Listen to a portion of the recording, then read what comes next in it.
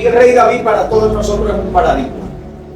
El rey David es uno de los grandes ejemplos de hombres que combinan algo que es muy preciado pero raro en los seres humanos, en un solo ser humano, y es la capacidad de ser un gran guerrero, valiente y hábil,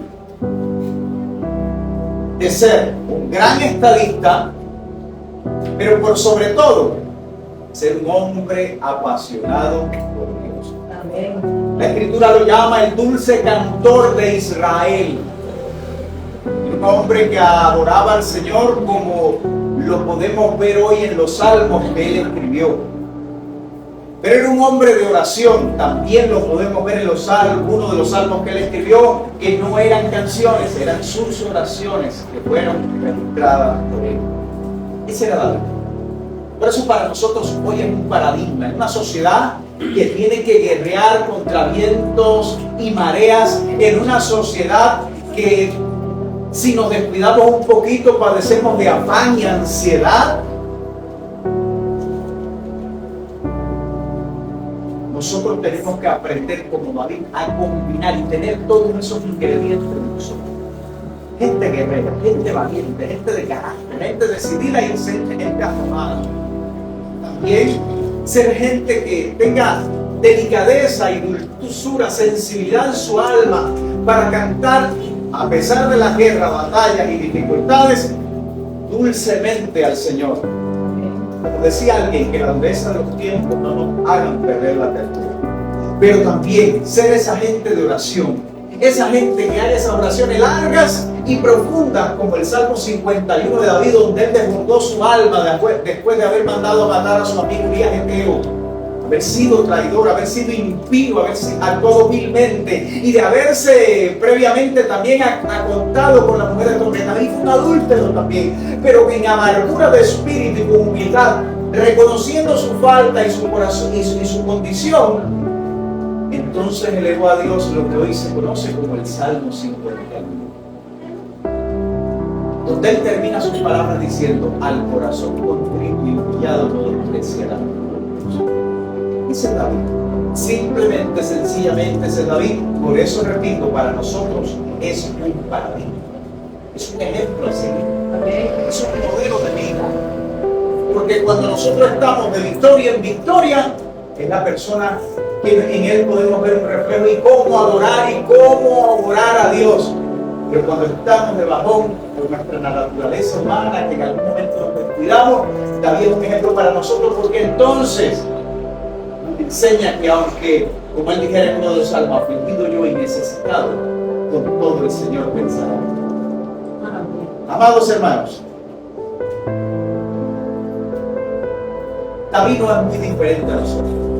De hecho, hay otro gran hombre de Dios en las Escrituras que es citado en el Nuevo Testamento. La Biblia y en la actualidad se le conoce como el profeta de fuego, Elías, el hombre que hacía descender fuego del cielo y caía. El profeta del avivamiento en Israel. Pero también un hombre que en algún momento le dijo al Señor: quítame la vida, no quiero seguir viviendo. Es decir, que nos demuestran que todos nosotros somos iguales a ellos y que el ser humano comparte la misma naturaleza, no solo en las buenas, sino también en las malas. Eso nos debe consolar y eso nos debe alentar, entendiendo que aunque tengamos un trayecto de nuestra vida bien difícil y aparentemente derrotados nos sintamos, el Dios de David, el Dios de Elías, sigue siendo el Dios de las batallas y victorias y el Dios que responde por fuego.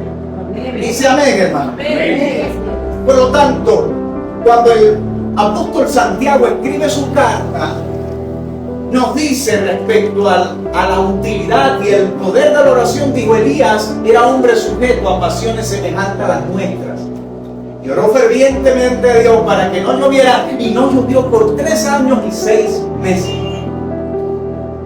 Luego de esto volvió a orar, y el cielo dio la lluvia y la tierra produjo su fruto. Y dijo: era hombre sujeto a pasiones semejantes a las nuestras. Es decir, que lo pone en el mismo estatus nuestro, en la misma condición, porque así como Elías era un hombre de Dios, David era un hombre de Dios, nosotros hoy también, por adopción, por medio de Jesucristo, nuestro Señor y Salvador, también podemos decir, soy un hijo de Dios. Amén. Ellos vencieron ejércitos y otros vencieron reinos completos. Unos vencieron el pecado y otros vencieron el pecado de otros. Como David, cuando el pueblo estaba perdido en la idolatría nacional. Nosotros hoy tenemos también nuestras propias batallas personales y públicas. Eso es una realidad. No es monte de salientes. El Dios de David, el Dios de Elías está aquí. Amén. Lo primero que debes entender es que como hijo de Dios naciste para vencer, para carecer. Fuiste concebido por Dios en su plan eterno de ser su iglesia, de ser sus ministros en este tiempo, de predicar el evangelio, que no es otra cosa que buenas noticias a pesar de la hecatombe que a veces personal y social tenemos. Pero Dios no falla, Dios no se equivoca, Dios no falta su palabra. Y cuando escogió a Josué para que fuese el sucesor de Moisés, le dijo: como estuve con Moisés, estaré contigo, solamente esfuérzate y sé valiente. La vida solo se requiere de valentía. La valentía no es otra cosa que el carácter. No más carácter. Carácter. Sí, firmeza. Dice la Escritura que cuando llegó el día de Jesús ser ofrecido en sacrificio, dice que miró hacia Jerusalén y puso su rostro, se puso firme mirando hacia Jerusalén. Y le esperaba allí la muerte, le esperaba allí la pasión por la cual nosotros hoy alcanzamos salvación y vida eterna. Somos hijos de Dios por esa pasión de Él. Pero dice que puso su rostro firme hacia Jerusalén. Amados hermanos, David no se equivocó cuando dijo: aunque afligido yo y necesitado con todo, el Señor pensará por mí. El ser humano tiene una trinidad de espíritu, alma y cuerpo. Y a veces el alma se aflige. Se aflige porque el cuerpo está enfermo. Se aflige porque el cuerpo está mal vestido. Se aflige porque el cuerpo está hambriento. Se aflige porque el espíritu está mal nutrido, está desconectado de la presencia de su fuente vital, de donde procedemos, que es Dios mismo. Pero nos sentimos afligidos, nos sentimos vulnerables en nuestras conciencias por esta o por aquella razón, sean espirituales o sean puramente atómicas o carnales. Pero David decía: con todo esto el Señor pensará en mí. Y tú puedes decir hoy: aunque afligido yo y necesitado, con todo el Señor pensará en mí. Porque el Dios de David es el Dios tuyo, es nuestro Dios. Y David saludaba al futuro en aquel, mirando a la obra de aquel que habría de venir, en Cristo Jesús. Hoy nosotros miramos al pasado porque la obra no está por ser consumada. La obra de redención, ya la obra fue consumada. Ya Cristo expiró en la cruz, luego resucitó, pero cuando estaba allí, dijo antes de entregar su vida: consumado es. Y si Él dijo consumado es, entonces ya no hay nada por hacer. Todo fue hecho en favor tuyo y en favor mío. Amén. Naciste para controlar tormentas. Allá estaba el Señor Jesucristo en medio del lago de Genezaret o el lago de Galilea, caminando sobre las aguas en una noche tormentosa.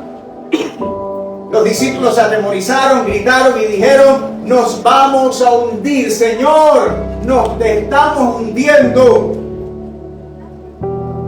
El Señor se levantó y con una sola palabra el viento y las olas le obedecieron y hubo bonanza. Se miró para sus discípulos y les dijo: ¿por qué dudáis, hombre de poca fe? De modo que Él nos mostró y apuntó a que lo que Él hizo nosotros también podemos hacerlo hoy. Porque nuestra relación con el Padre descansan sobre promesas mejores que las que vivió David. David miraba y apuntaba y tenía confianza en algo que iba a suceder, pero no había sucedido. Pero nosotros miramos al pasado porque ya sucedió. Y Cristo dijo en Juan 14:12: mayores obras que las que yo hice harán ustedes, porque yo voy al Padre. Y ya Jesús hace más de 2000 años que está con el Padre. Solamente